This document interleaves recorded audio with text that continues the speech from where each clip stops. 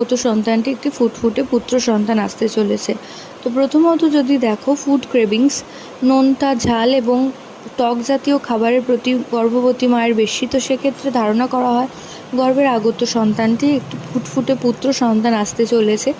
দ্বিতীয়ত, যদি বমি বমি ভাব বা নজিয়া, ভমিটিং এই জাতীয় সমস্যা যদি কোনো গর্ভবতী মায়ের খুব বেশি না থাকে, কম থাকে, তো সেক্ষেত্রেও ধারণা করা হয় যে গর্ভের আগত সন্তানটি একটি ফুটফুটে পুত্র সন্তান আসতে চলেছে।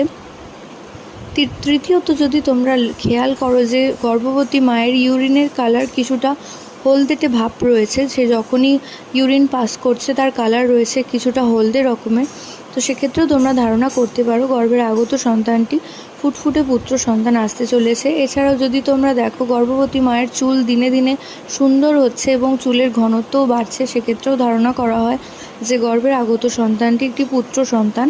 এছাড়াও